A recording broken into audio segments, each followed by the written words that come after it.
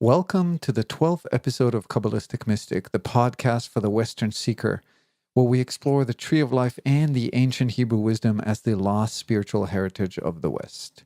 I'm your host, Ovadia Batat. In episode 2, we've discussed the spiritual principles of the tree of life. One of those principles was free will and what is called the law of confusion. The fact that in this life much is concealed from us in order to allow us to have free will. Here's a follow-up question to episode 2 from Isabella, a listener from Australia. Isabella asks, I don't understand why free will requires faith. If I'm making a decision, I like to make it by weighing up the facts, but it appears that this concept is that God, the divine, our higher self, is deliberately withholding the facts and saying, just trust me. But why would I trust anyone like that? Great question. But this was not the only question about faith I received this week. Diane, a listener from Washington, asked me the following. Why is it easier for some to believe while others struggle to maintain their faith? And how can one cultivate more faith in the ways of the universe or the Creator? So this week's episode is inspired by these questions. What is faith? When do we know something to be truth? And when is it actually true? Why is faith required for our free will to be complete? What is the role of religion? What can we do to cultivate more faith in our lives? And for some of us, how can we overcome various negative religious connotations related to faith? That's a lot of deep questions, so let's begin.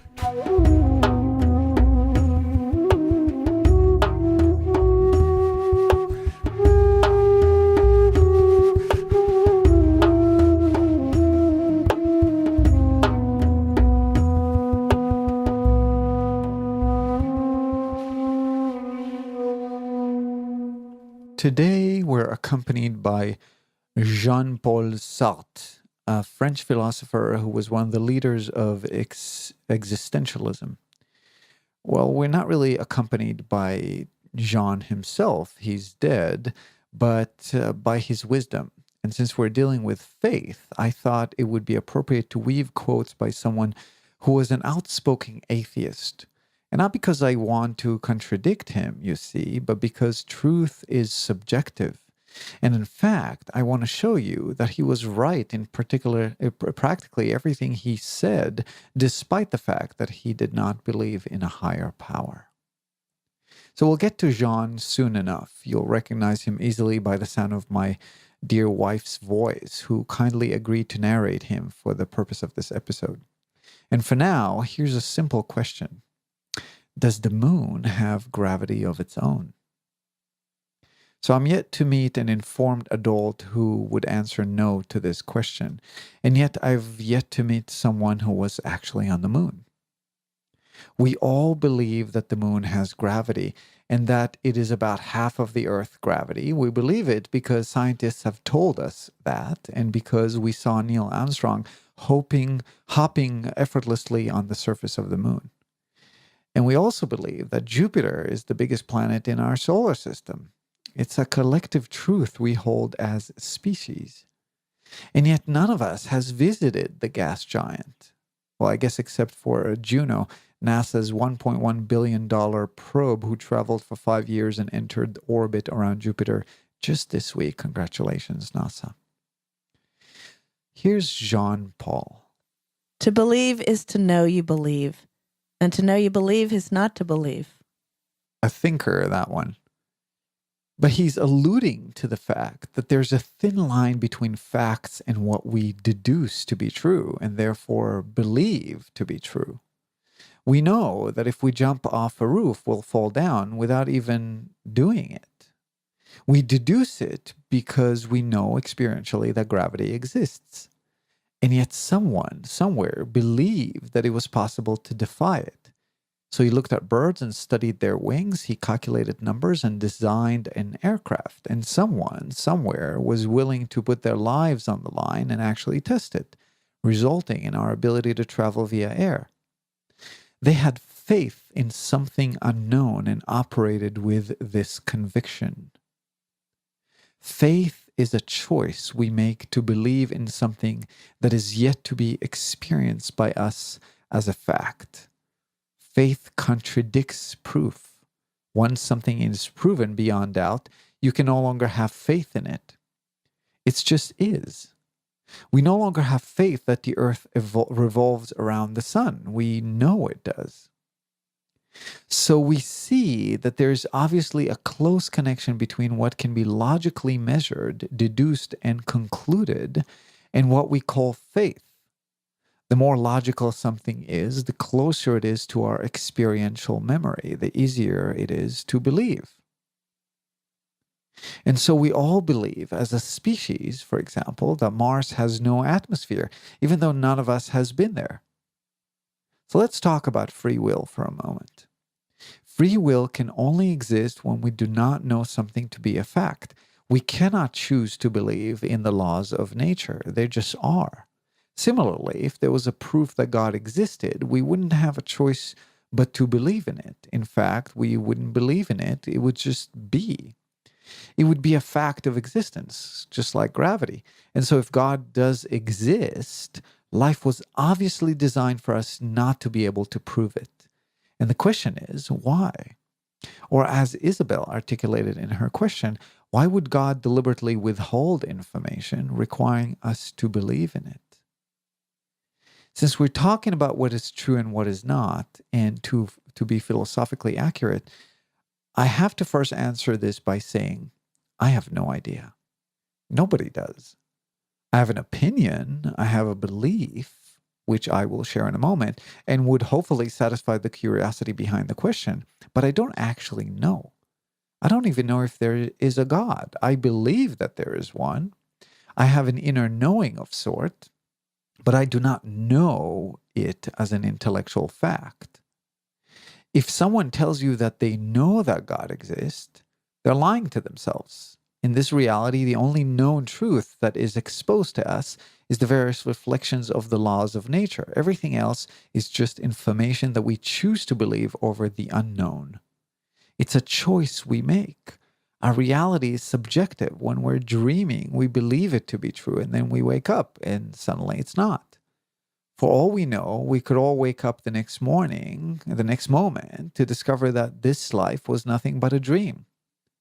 And so I can't tell you what is true. I can only tell you what I believe to be true and why, basing it on whatever reading, studying, and information that I've gathered, and ask you, the listener, to practice the art of resonance.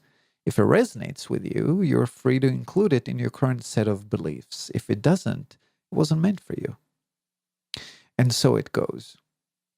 Imagine that we're playing hide and seek, and I come to you and say, hey, close your eyes, and I'll be hiding right over there behind that car. I've practically ruined the game. I've deprived you from its very essence, you not knowing where I am. The same can be said about life and the uncertainty of God's existence. The entire purpose of our journey is to find the Creator. We're actually told where to look by those who have already found it. And it is in the most unlikely place of all. The place is so obscure that it requires us to take a leap of faith to even start searching. And that place is within. You see, the very question, why should I trust someone like that is hiding its existence from me, that requires me to believe in it, suggests that God is separate from you, that it is an external entity. This is a result of generational conditioning we've all been exposed to, that God is a separate entity from us. In reality, you are God. There is no difference between you and God, other than in the scope of what your current conscious mind is able to perceive in this moment in time. This illusion of what you're experiencing as a moment of time in itself was created just for the purpose of you perceiving life, because in reality, time does not even exist. It is stretched to be sensed as a continuum so that you can act and participate in this life. Existentialism is not atheist in the sense that it would exhaust itself in demonstrations of the non-existence of God. It declares rather that even if God existed, that would make no difference from its point of view. Not that we believe God does exist, but we think that the real problem is not that of his existence. What man needs is to find himself again and to understand that nothing can save him from himself, not even a valid proof of the existence of God. In reality, we are not searching for God. We're searching for ourselves. The topic of God becomes almost irrelevant. The journey is the same whether God exists or not. It is the journey to find our true nature. If God exists, you'll find it when you find yourself. It will become your subjective truth. For you are God, and God is you. God is your true nature. We are God, all of us. The concept itself is nothing short of blasphemy, according to most religions. You see, the term God is heavily loaded. We can't even speak about it without being exposed to the vast energetic weight that has been infused in it through thousands of years.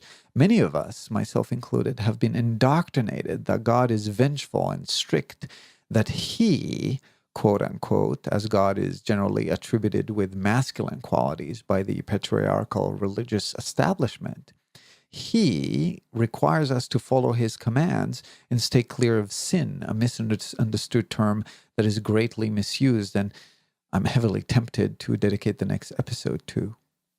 The painful secret of gods and kings is that men are free, Aegisthus. You know it, and they do not. But we're learning. Beware, kings. But in the meanwhile, due to the past conditioning, we associate the concept of faith with God and with following orders, with complying with rules. I still cringe sometimes when I hear the word God. I still cringe to hear myself talking about the concept of God on this podcast. It's almost embarrassing to me after all these years that I've denied the existence of God and associated it with religion, with organized religion. If God exists, what happens in our minds, for those of us who do not believe it, then we're nothing but sinners. If it exists, our entire lives might be subject to change. We will have to be slaves. It's a really heavy load to carry, to digest. Furthermore, if God exists, then the comfort of knowing what to do, leaning on facts and on our logic, evaporates into thin air. We're immediately and inherently sucked into a reality in which we cannot trust our own mind. We're positioned as an unawakened being, less than, since after all, we're not really feeling very divine on a day-to-day basis with our earthly needs and chemically complex bodily vessels. And talk about the mind, our ability to grasp the true nature of reality is very limited, since we can only sense this physical world with our limited senses. Instead, we're trapped in an endless chatter of a mind that just wants to run away from itself. What does this say about us? And furthermore, what mechanism of existence must we comply with if indeed other dimensions exist, dimensions which are subject to a dynamic structure and operating mechanism no less complex than our own, but extremely different? Can other beings read our thoughts? Do spirits really exist? How do we pray? What is prayer? What about ghosts? Are we paying for karma we accumulated in past lives? And what kind of karma have we accumulated in this one?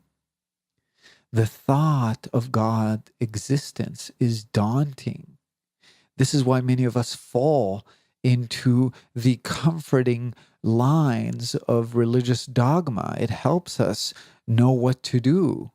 Believing in God can be exhausting. It's like a Pandora box has been opened.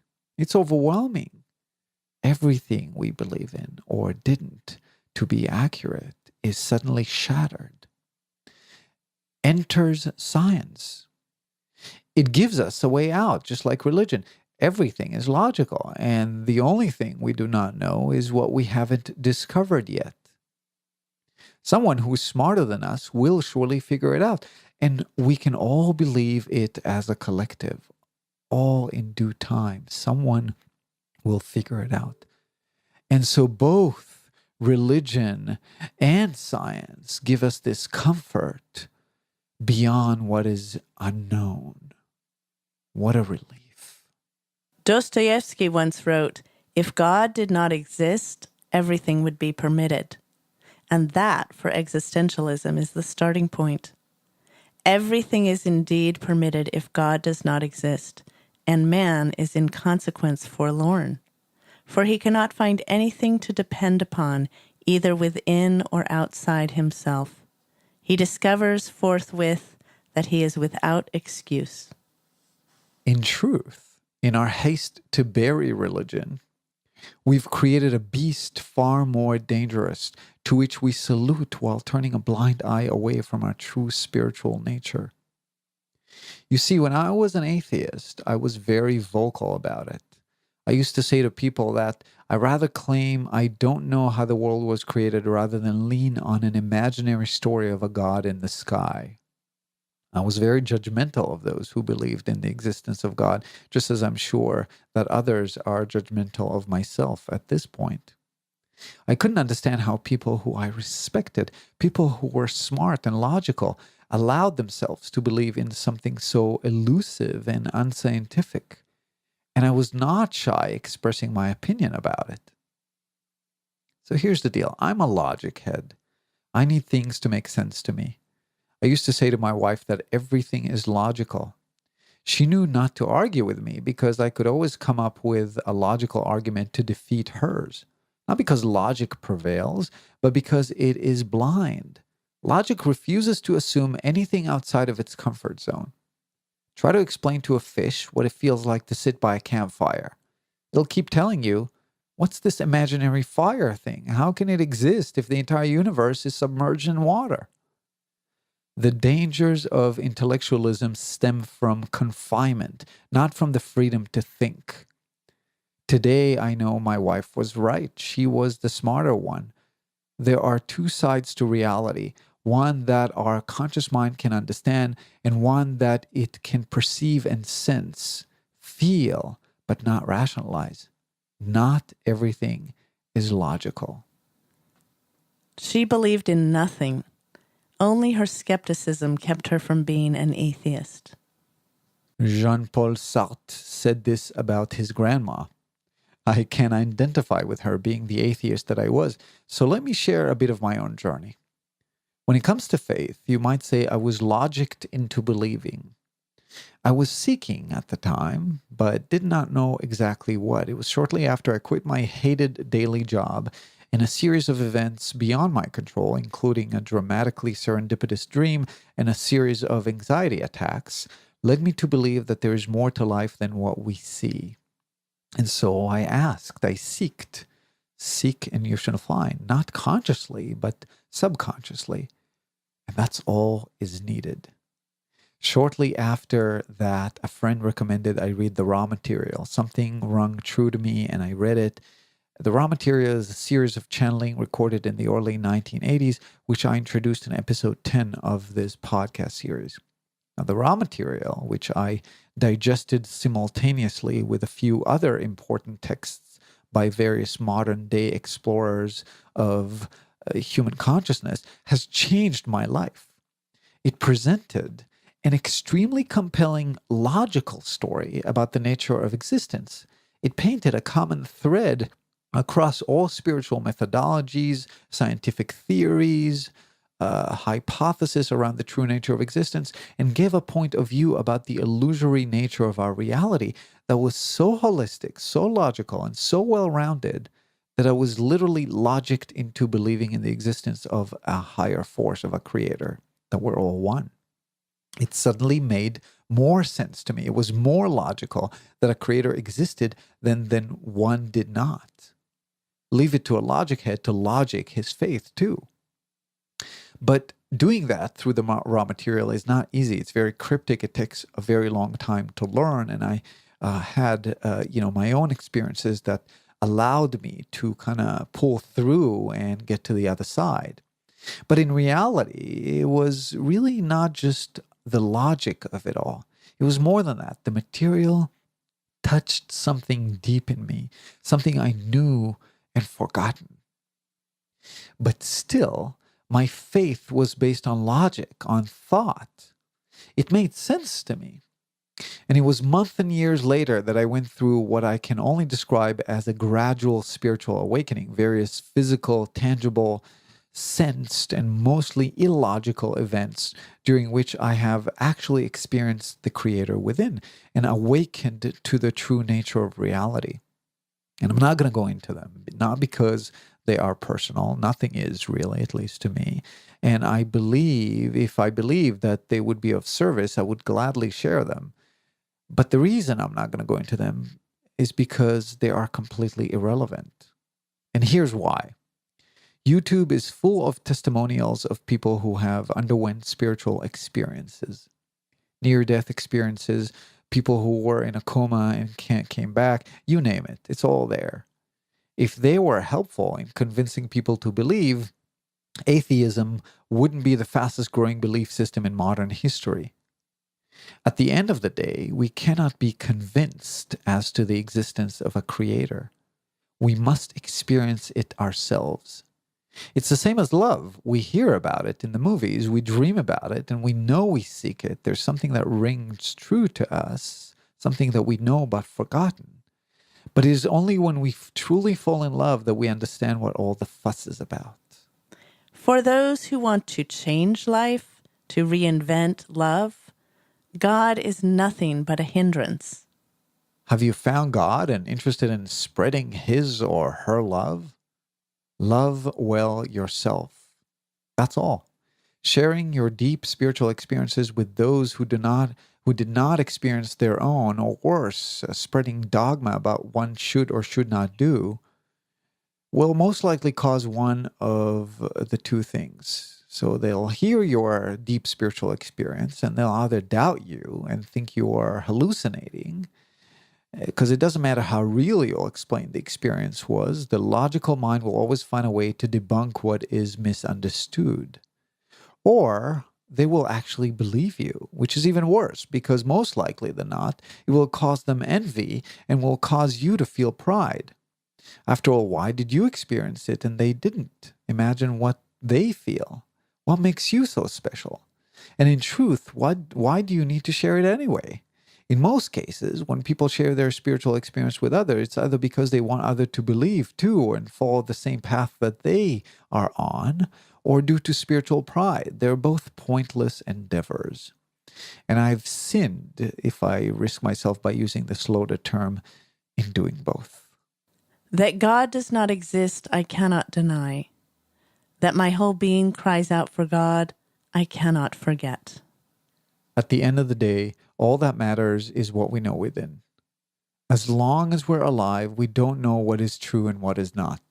It is what we do, how we act, and what we feel that counts. Regardless of what is within, we know we seek it. Let's keep searching. Something will show up, and then we know.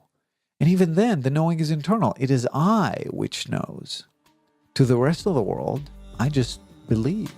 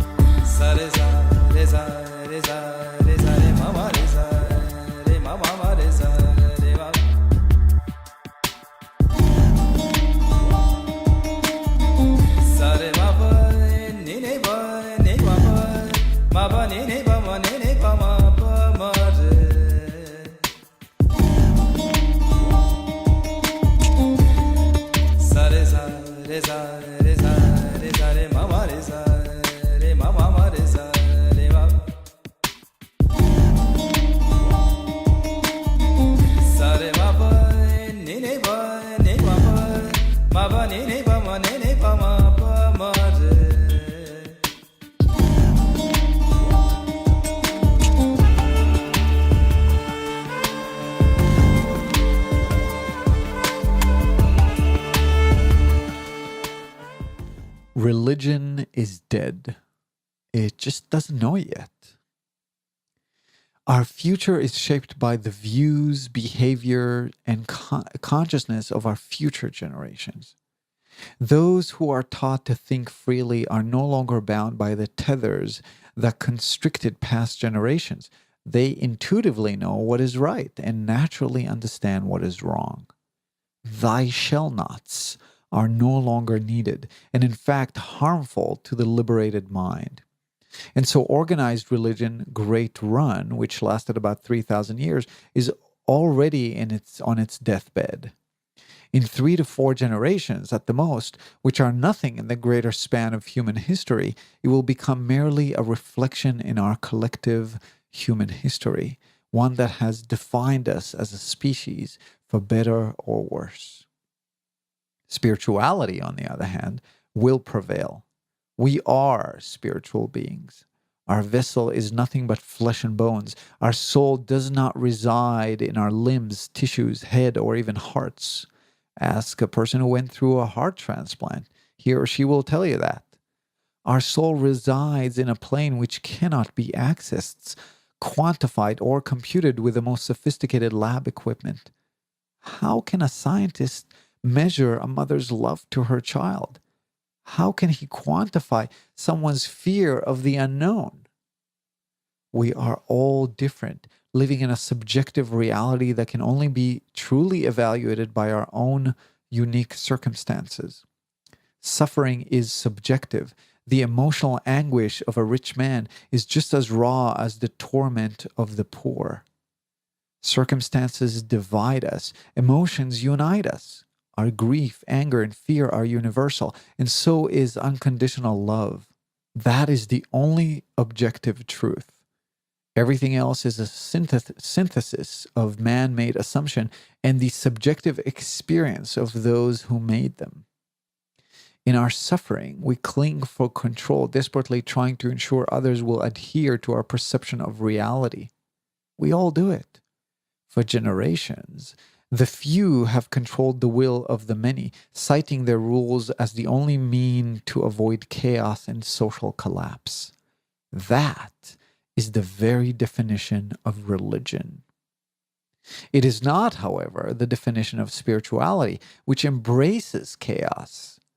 In reality, there is intelligence in the chaos of the universe. That is a truth we know deep down in our hearts. We need not to eliminate it, but to learn to appreciate it. The chaos hides the thread that continuously weaves our story as a species. We must learn to trust it, not to fight it, like a powerful current in the river of life itself. We have to flow with it. Whoever, whatever created this universe had a grand design in mind. It is okay to try and understand it as long as we're capable to accept that we'll never be able to do that fully. Every new generation is more intuitive, more emotionally tuned, and more conscious than all the previous generations combined. If you are a parent, you know that to be true. The expansion of human consciousness has entered an exponential trajectory. Consider this. It was only 120 years ago when a theory around the subconscious mind was first introduced to our public awareness by a young analyst named Freud. On the grand scale of human existence, our mind is just waking up. We're nothing but infants, learning for the first time in human history that who we thought we were, our ego personality, is nothing but a figure of our imagination, constructed by labels, beliefs, and circumstances to which we're exposed since we took our first breath. It is presumptuous of us and extremely arrogant to assume we have completed the process. We have merely begun to understand how to deconstruct the ego personality. We are the only species on the planet which has the ability to psychoanalyze itself. That is, expand its own consciousness by self-study. It is not only our privilege, but our individual responsibility as human. It is the essence of our psycho-spiritual journey. It is the essence of our own evolution. personally, individually, and as a collective. Science has failed to provide us with the answers to life's most burning questions: who we are, why we're here, and what is our purpose. We are consumed with desire to find out if we're alone in the universe when we have failed to genuinely understand our own inner true nature. Ancient wisdoms answer these questions. Stripped from dogma, they tell us what we all want to know. They tell us that we do not need our physical eyes to see. We see in our dreams just fine, even with our eyes closed shut. The truth is within. There is more to life that can be sensed by our physical vessels. It is time for science to recognize that it is deficient. In its desperate attempt to escape the confining shackles of religious dogma, it has formed into yet another system of beliefs that cripples our progress as peoples. We must accept that the intellect cannot prevail without the intuition, that logic cannot exist without a hint of faith, as well as the acceptance of the unknown. All great discoveries in human history were originated by the power of faith. Those who discovered them believed in a reality unproven, in what considered by others to be a delusion. There is a thread which connects and unites us, all spiritual systems and all spiritual beings. Where there's smoke, there is fire. These spiritual systems, these spiritual methodologies have survived the test of time for a reason. Buddhism, Hinduism, Taoism, Judaism, Christianity, Islam, mysticism, occultism, alchemy, science. They are all fruits of the same seed of universal truth, morphed through time into small steps and often into stumbling blocks on our road to inner liberation. We must strip them of their own ego personality and find their uniting thread. It contains secret that we desire to discover and answers we desperately seek as people. Believe nothing, study everything, accept no religion, and practice pieces of them all. Adopt only what rings true to you. The hardest battle you'll ever fight will be against your own prejudiced mind in an effort to dissolve half-truth that you've been fed and have coagulated into mental barricades on your own path to liberation. Make love your guiding star, your destination, your weapon, your truth, and the path on which you walk. All else is irrelevant or will come in due time. Up there in heaven, God gets all the attention. We can only love on this earth and against God.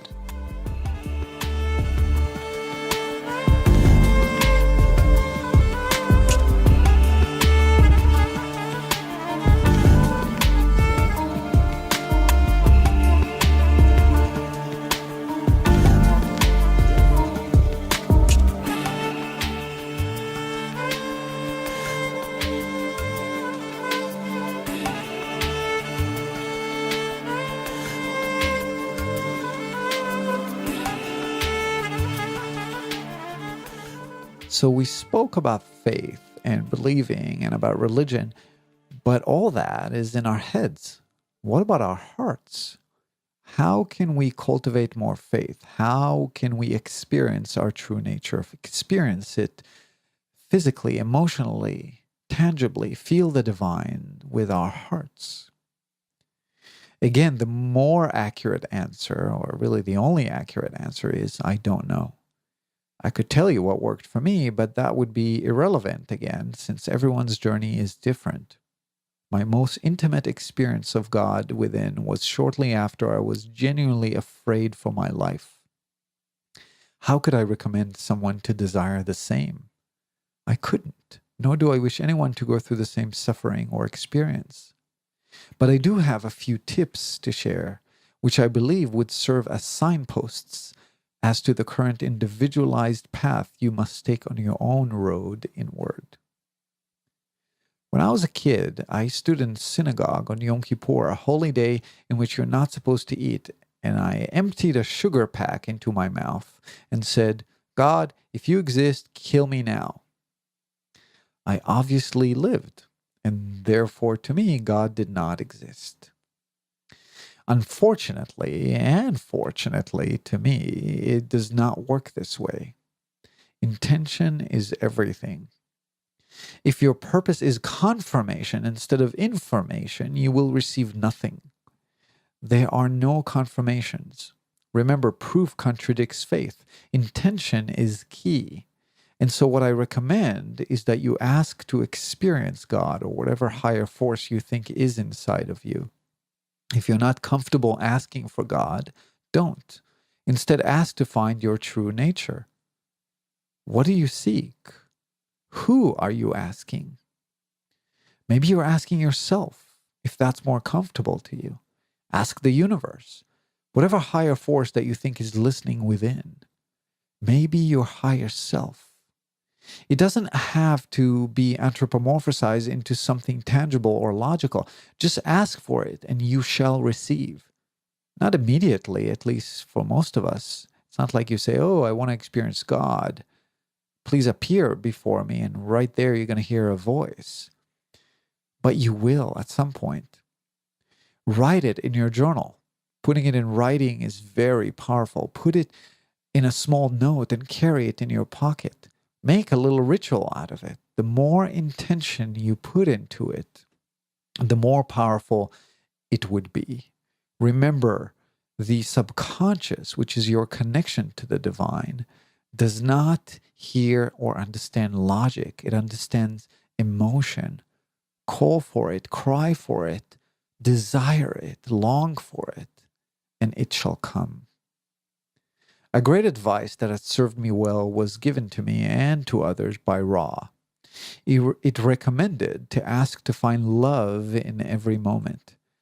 So remember, our true nature is love, unconditional love. And so to ask to find love in every moment is like saying, I want to find God, to find whatever the Creator, to discover your own true nature. That request, this prayer, whatever you want to call it, encompasses everything in it. To find love in every moment, you'll have to change. You'll have to dissolve your ego because your ego is the only thing that prevents you from experiencing love in every moment. And so this is a powerful request. Say, I seek love in every moment. Say it out loud. Write it down. I still say it every now and then. It has served me well. Ask, then pay attention. This is why I greet you at the end of each Kabbalistic Mystic episode. May you find love in every moment. Another tip, remember that no discovery of our true nature is possible without changing ourselves. You are a diamond in the rough, but like everyone else, you are covered with grit and dirt and corrosion. Buffing yourself is required so that you can see your beauty. That is done with the tools of transformation we have at our disposal. Intention is the first step. Everything else follows. I will be covering many tools of transformation in this podcast. Some, such as dreaming and the body, I've already covered in episodes 7 and 9, respectively. And other tools will follow shortly. Commit to changing yourself and ask yourself in what ways you can do it, in what ways do you want to change.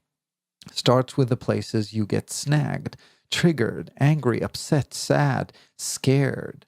These are great starting points. All these places where you feel those painful emotions are places that your diamond is not showing and the light cannot shine through. Ask why. It is impossible for someone to change themselves without the intention of experiencing their spiritual nature and not finding it. Simply impossible. We are built for this process. It is our nature. Seek and you shall find. Lastly, but most importantly, do not beat yourself up for not having faith or for doubting or for not experiencing the divine. You are human, living behind a thick veil of fog or forgetfulness that was designed to hide the truth from you. What you are experiencing is necessary for you to evolve at this moment. Many lessons can only be learned in darkness. Faith comes when it is appropriate. It is natural. It makes sense to feel frustrated, resentful, for having this unconditional love, this truth, which we seek to be taken away from you. That is okay. To know the light, you must know your shadow first. Accept what is, and always remember, in love, one and one are one. Thank you for listening to the 12th episode of Kabbalistic Mystic. I would like to thank Isabella and Diane, who asked these important questions and inspired me to do this episode. I also want to thank Jean Paul Sartre for amusing us today with his wisdom. If you think others can benefit from this information, please share Kabbalistic Mystic with others and or review it on iTunes. Reviews are very important for podcasters and will help me sustain the show. Go to kabbalisticmystic.com/review or click podcast in the top menu, then review on iTunes from the top menu for simple instructions. I also want to remind you that you too can submit questions to be answered via the show on the website or on the Facebook page. Today we heard music by Bramji. I'm your host, Ovadia Batat from Spokane, Washington, wishing you love in every moment.